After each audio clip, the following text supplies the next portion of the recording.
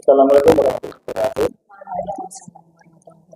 Yang berhormat Kepala Dinas Pendidikan Ibu Sri Nuryanti SPT MPD selaku Kepala Sekolah sekaligus mentor bagi orientasi P3K oleh Ibu Yunita Nur Eka Ningrum AMD. Pertama-tama marilah kita panjatkan syukur dari Tuhan Yang Maha Kuasa karena atas berkahnya pada pagi hari ini kita dapat berkumpul dalam keadaan sehat dan tanpa suatu kurang apapun. Terima kasih pula kehadirannya Bapak Ibu Guru dalam peserta laporan orientasi pengenalan nilai pendidikan pada instansi pemerintah bagi pegawai pemerintah dengan kejadian kerja di SMP Negeri 1 Kota Surakarta. Sebelum memulai acara pada pagi hari ini, marilah kita berdoa menurut agama dan keyakinan kita masing-masing. Berdoa dipersilakan. Selesai. Untuk selanjutnya, marilah kita dengarkan paparan presentasi dari Ibu Yunita Nur Eka Ningrum Ahmadiyah berkaitan dengan tindak lanjut laporan orientasi pengenalan nilai dan etika. Kepada Ibu Yunita, persilakan. Ya, mohon izin. Terima kasih Pak Erlangga atas waktunya.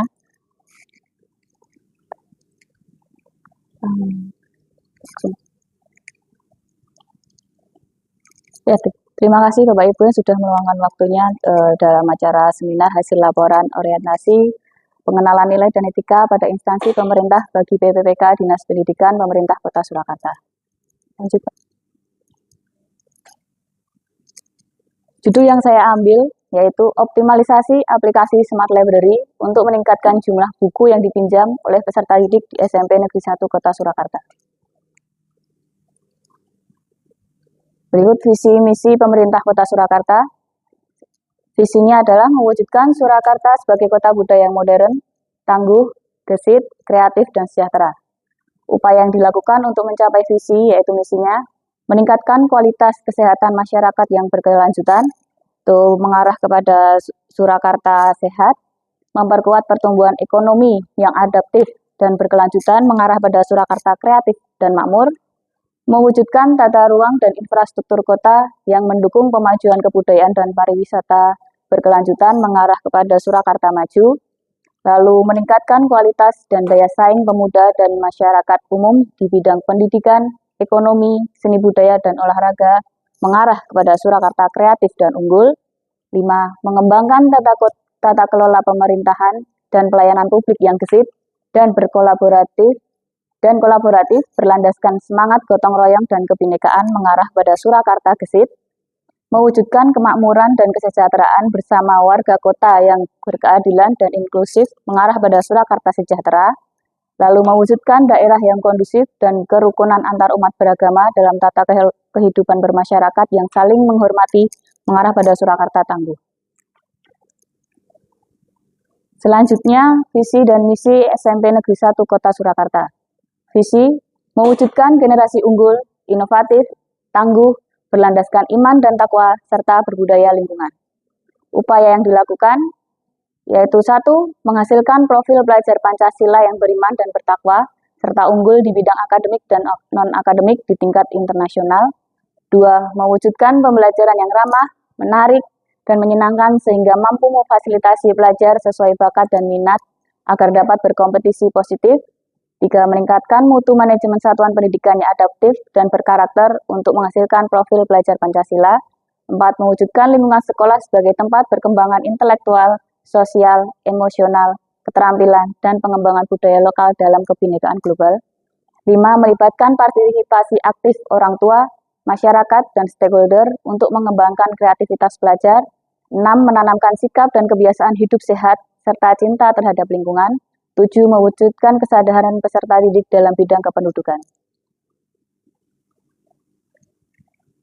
Selama saya melakukan orientasi, saya mendapatkan beberapa isu yang bisa saya angkat.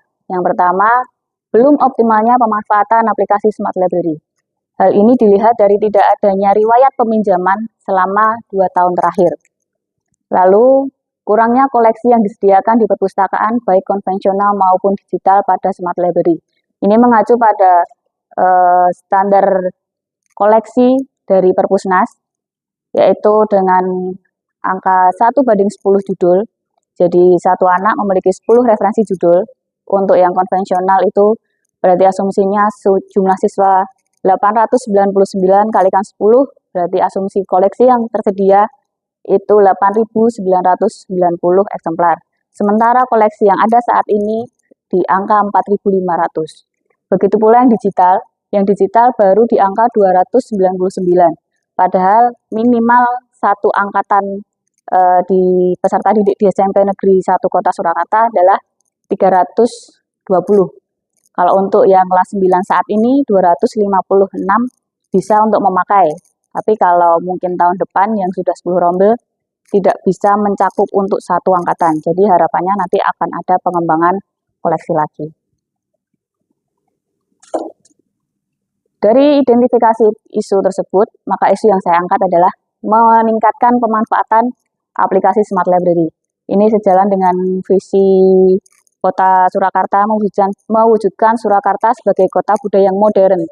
Karena Surakarta sering sekali menggalakkan digitalisasi dalam bentuk apapun. Bahkan Solo juga punya perpustakaan digital yang dari Dinas Perpustakaan yaitu iSolo.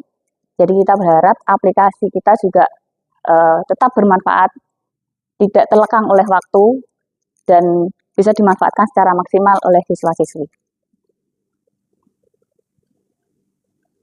Dan dari identifikasi isu, pengambilan isu, maka judul yang saya ambil adalah optimalisasi aplikasi Smart Library untuk meningkatkan jumlah buku yang dipinjam oleh peserta didik di SMP Negeri 1 Kota Surakarta. Karena optimalisasi ini bisa dilihat dari peminjaman. Karena anak ingin membaca buku pada aplikasi itu dengan meminjam terlebih dahulu. Jadi optimalisasinya dengan dipinjam. Jadi anak peserta didik bisa memanfaatkannya dengan meminjam terlebih dahulu. Itu bisa dihitung nanti riwayat pemanfaatannya. Lanjut. Rencana hasil kerja yang akan saya lakukan yaitu 1. Mempelajari aplikasi. Ini dimulai dari mencari tahu informasi tentang aplikasi, baik dari teman sejawat yang sudah tahu atau lewat jejaring internet untuk lebih memperdalam pengetahuan tentang aplikasi. Mungkin dari cara login, peminjaman, pengembalian, serta untuk portal Smart Library-nya. Dari cara input data anggota, cara memberi batasan peminjaman, lama peminjaman, sampai pada nanti penambahan koleksi. Jadi diharapkan petugas tahu seluk-beluk terlebih dahulu aplikasi sebelum melakukan sosialisasi yang dilakukan. Lalu rencana yang kedua, membuat media informasi tentang cara penggunaan aplikasi Smart Library. Ini kita membuat pamflet yang berisikan dengan langkah login, langkah peminjaman, langkah pengembalian. Ini berfungsi sebagai nanti pedoman bagi peserta didik dalam menggunakan aplikasi itu lebih memudahkan. Lalu ada video tutorial tentang cara penggunaan aplikasi Smart Library. Isinya pun sama tapi kita visualisasikan dalam bentuk video. Jadi anak lebih mudah untuk memahami tata caranya. Ini untuk videonya seperti ini.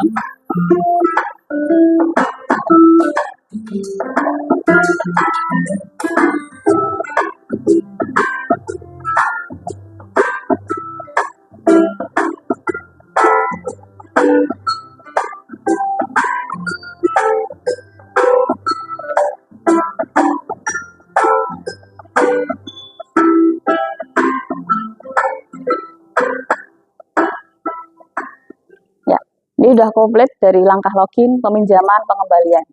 Jadi anak bisa langsung melihat pada videonya jika mungkin ada yang kesulitan memahami dalam bentuk pamflet. Lalu rencana yang ketiga, sosialisasi penggunaan aplikasi Smart Library. Ini dimulai dari perencanaan kegiatan, berkoordinasi dengan atasan perpustakaan yaitu dengan kepala perpus, lalu nanti bekerja sama dengan kurikulum dan kesiswaan, lalu melakukan konsultasi dengan kepala sekolah terkait dengan kegiatan yang akan dilakukan. Harapannya akan ada masukan atau saran tentang sosialisasi ini supaya lebih bisa bermanfaat dan tepat sasaran. Lalu diskusi dengan teman sejawat untuk menyamakan langkah visi dan misi yang akan dilakukan.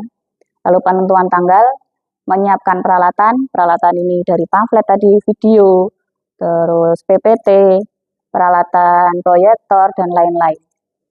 Melakukan sosialisasi, ini harapannya peserta didik paham tentang aplikasi dan mampu memanfaatkan secara maksimal. Lalu pembagian pamflet ini berfungsi sebagai pedoman anak di rumah. Jadi jika di sekolahan nanti saat sosialisasi dirasa masih kesulitan, mereka memiliki pedoman di rumah untuk penggunaannya. Next. Melakukan pendampingan. Ini untuk peserta didik yang mengalami kesulitan yang tidak bisa disolusikan sendiri di rumah melalui pamflet, atau mungkin ada kesulitan yang memang tidak terpecahkan, bisa menghubungi kontak narahubung pada pamflet atau IG yang tercantum pada pamflet. Jika tidak bisa lagi, nanti datang ke perpustakaan, kita akan melakukan konseling tentang kesulitan apa, kendala apa yang dialami saat menggunakan aplikasi. Lalu kita lakukan evaluasi. Evaluasi ini bertujuan sebagai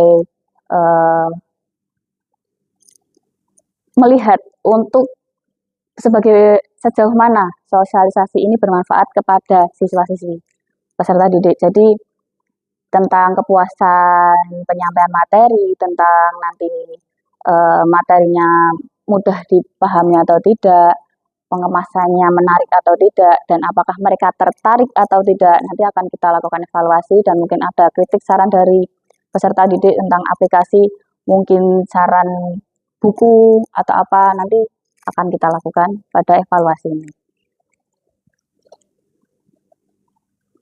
Nah, ini untuk tampilan evaluasinya, nanti kita berupa Google Form, biar lebih mudah dalam merekap dan tidak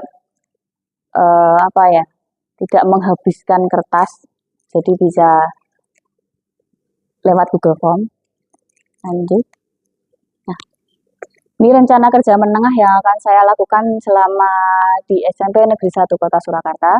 Tahun pertama, yaitu melakukan pembenahan administrasi yang ada di perpustakaan.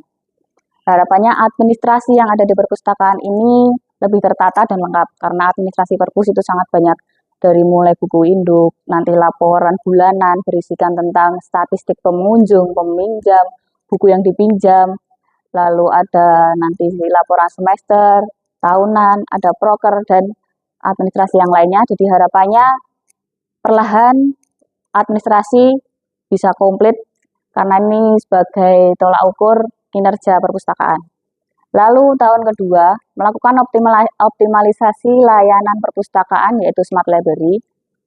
Harapannya aplikasi ini dimaksimalkan oleh siswa-siswi dalam mungkin pembelajaran, dan selepas mereka sekolah itu bisa memanfaatkan aplikasi ini di rumah, karena ini by handphone, dan sekarang anak-anak itu kan lebih sering megang HP daripada buku, jadi buku akan lebih dekat dengan siswa, dan daripada mereka membaca mungkin Wattpad yang isinya tidak bisa tersaring, di Smart Library ini isinya sudah disesuaikan dengan usia mereka, jadi biar waktu mereka dalam memain HP bisa bermanfaat. Lalu tahun ketiga, perencanaan pengembangan koleksi digital dan konvensional.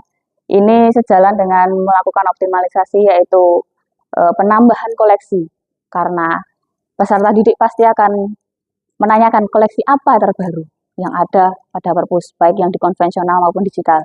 Karena daya tarik perpustakaan itu adalah buku.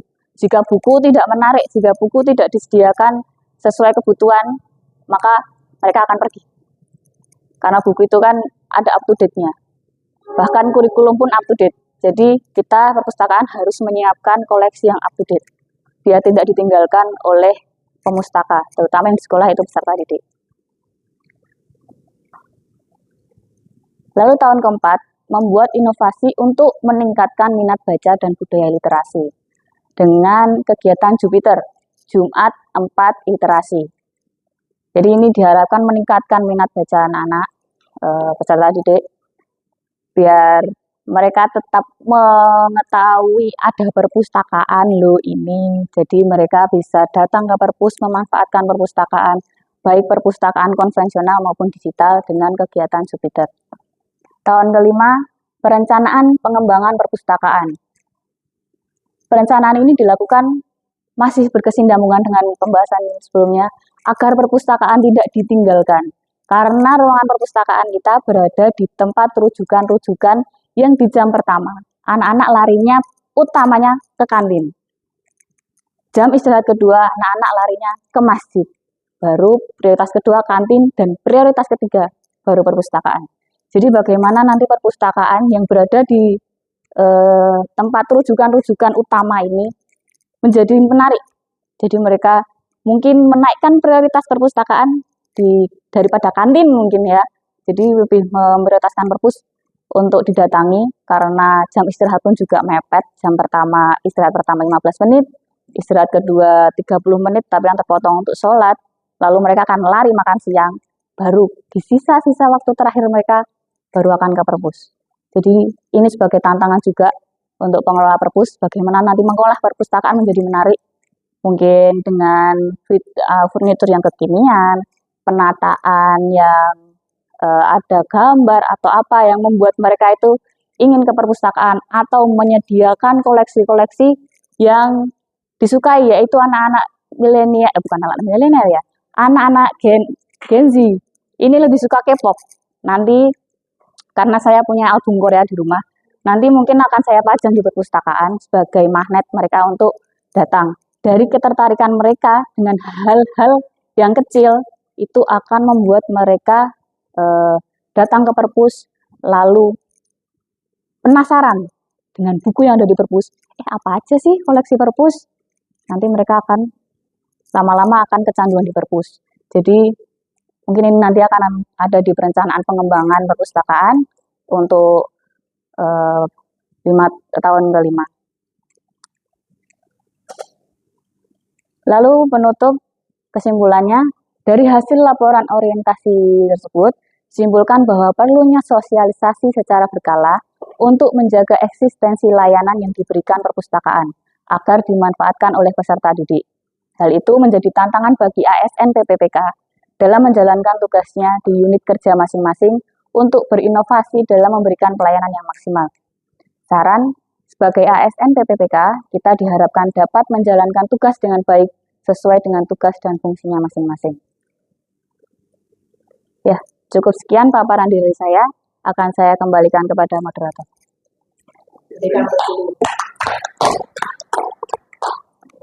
Baik, terima kasih kepada Bu Nita dan yang sudah memaparkan materi. Untuk selanjutnya monggo bagi Bapak Ibu yang ingin mengajukan pertanyaan ataupun masukan kepada Bu Nita. Silakan.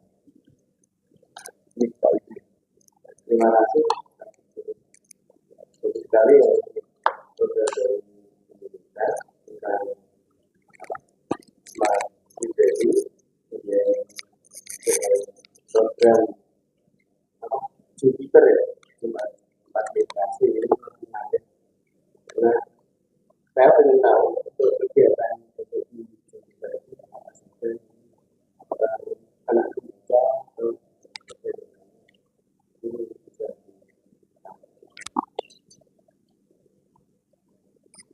Langsung saya tanggapi mawon nggih. Ya. Untuk Jupiter itu Jumat 4 literasi, kegiatan Jumat keempat berliterasi. Jadi berliterasi itu tidak hanya membaca. Literasi itu kan setelah membaca ada refleksi, maksudnya anak membaca apa sih yang mereka baca itu nanti disampaikan. Jadi nanti kita akan menyediakan bahan-bahannya dulu. Mungkin nanti ini ada 3 angkatan kan, maksudnya 3 kelas 7, 8, 9. Nanti kelas 7 bahan bacaannya majalah dan koran. Lalu kelas 8 bahan bacaannya yang ada di kelas atau di pojok kelas atau buku yang dibawa dari sekolah, dari rumah atau buku pelajaran. Lalu yang kelas 9 menggunakan Smart Library. Ini tujuannya untuk meningkatkan pemanfaatan Smart Library itu sendiri. Jadi biar benar-benar dimanfaatkan dan anak-anak juga tahu terbiasa menggunakan Smart Library. Jadi nanti kita berikan waktu 15 menit anak untuk membaca sesuai bahan bacaannya tadi, lalu anak diminta untuk maju ke depan, menceritakan apa yang sudah dibaca. Majalah atau koran, berita apa yang sudah dibaca. Tidak harus rinci. Dimulai dari saya membaca koran Solo Post pada hari Rabu tanggal 24 September. Berisi tentang SMP Negeri 1 Surakarta yang mengikuti kegiatan wayang orang di GWO. Jadi dengan bahasa mereka sendiri, tidak harus saklek dengan apa yang dibaca. Itu salah satu esensi literasi seperti itu. Lalu untuk yang kelas 8 pun dengan apa yang mereka bawa. Buku paket pun tidak apa-apa. Jadi misal nggak punya buku di rumah, di pojok kelas juga tidak ada buku paket. Yang penting bukan buku tulis atau buku gambar, karena nggak ada tulisannya, nggak ada bacaannya. Jadi yang penting ada bacaannya, nanti mereka membuka halaman terserah yang mereka buka. Sesukanya dibuka, nanti dibaca senyampai 15 menit, lalu itu tadi mempresentasikan apa yang dibaca. Saya membaca buku IPS halaman 55, berisikan tentang sejarah Kerajaan Majapahit. Mungkin misal Kerajaan Majapahit ada di tahun sekian, dengan bahasa mereka sendiri. Kelas 9 pun begitu dengan menggunakan Smart Library. Dengan anak-anak kelas 9 menggunakan Smart Library pada hari Jumat itu otomatis sudah menambah peminjaman 200 sekian siswa menggunakan Smart Library. Itu nanti juga sama mereka menceritakan. Lalu harapannya juga nanti setelah itu mereka di rumah menuliskan pada Google Form. Google Form isian dari literasi yang mereka lakukan. Ini nanti sebagai penilaian juga sejauh mana mereka bertanggung jawab atas tugasnya. Jadi biar tidak, nggak diapa-apain. Jadi nanti tetap Google Form seperti yang dilakukan kurikulum melakukan literasi selalu ada nilai yang masuk. Jadi itu nanti juga sebagai bahan penilaian peserta didik. Harapannya seperti itu, tapi mungkin nanti akan ada koreksi atau pengembangan lagi. Sekian. Cukup puas. Masih ada? Lu boleh?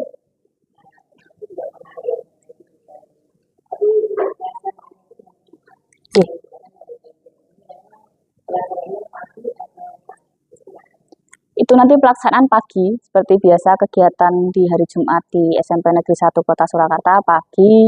Mungkin kalau biasanya senam, ini nanti diganti dengan membaca. Jadi waktu cuma 15 menit. Anak baca 15 menit itu nanti paling akan merasa lama sekali 15 menit. Padahal sebenarnya 15 menit itu singkat. Jadi mengambil waktu pagi, setelah itu mungkin menghabiskan waktu ya 30 menit lah setelah mereka memaparkan apa yang mereka ceritakan. Lalu bahan bacaan yang mungkin disediakan perpustakaan diambil, lalu peserta didik melanjutkan kegiatannya. Jadi kita ambil pagi. Dengan tagline nanti mungkin bisa dipakai Friday 4 is free day for read. Jadi Jumat keempat bebas untuk membaca. Gitu. Mungkin ada lagi? Sudah. Sore itu yang terakhir. Terima kasih. Boleh dibuka kelas sekali lagi. Programnya sangat menarik. Memang kalau kaitan kita itu selalu kita harus literasi kita bergerak.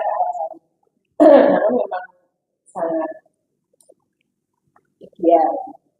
Memang harus membaca.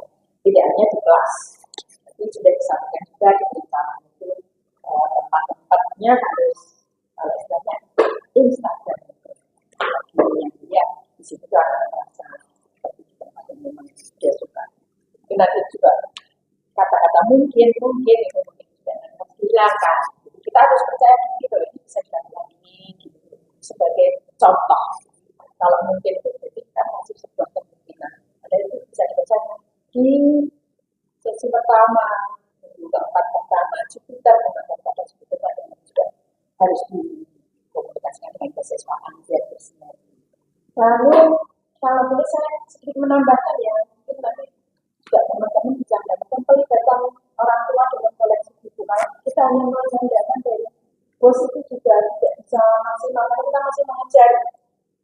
buku-buku HEP, buku pendamping yang memang dibutuhkan untuk pembelajaran sementara anak juga buku-buku yang seperti yang menarik, kekinian. Kita bekerjasama juga dengan Humas dengan sekolah otomatis untuk melibatkan orang tua biar koleksinya itu bertambah agar tidak hanya menjadi. Dan satu lagi tadi apa saya yang belum ditambahkan ke koleksi itu tidak harus di dalam ruang terbuka. Mari nanti kita pikirkan bersama bagaimana kita bisa memberikan buku-buku menggelar sebuah tempat mungkin di dekat mana ya? Lihat nanti di area terbuka. Dan buku-buku yang di area terbuka itu bukan buku-buku yang aset negara. Karena kan kalau area terbuka ya kemungkinan ya aman. Jadi kalau ada yang menjadi pelibatan dari orang tua itu tidak kita masukkan aset negara. Pokoknya nanti menjadi pemikiran kita bersama karena literasi ini menjadi tanggung jawab kita bersama. Dan terima kasih nanti Ibu Rita dan juga bersama dengan Pak Air. Yang tadi komik itu sudah bagian besar koleksi. Mari kolaborasi bisa ditingkatkan ya. Sekolah yang kita cintai ini telah menjadi pasti program itu tidak sampai 5 tahun ya, atau kita bisa di tahun kedua ketiga bisa terrealisasi baik dari Pak Air. Saya kira itu. Terima kasih sudah fasilitasi yang luar biasa. Semoga tidak hanya sekadar sebuah wacana bisa direalisasi. Terima kasih. Terima kasih Bapak Ibu yang sudah memberikan pertanyaan. Terima kasih Bapak Ibu yang sudah memaparkan hasil laporan orientasi. Demikian tadi berakhir sudahlah dengan hasil laporan orientasi pengenalan nilai fisika oleh Ibu Nita Nur Ekanto. Ya, terima kasih. Assalamualaikum warahmatullahi wabarakatuh. Waalaikumsalam.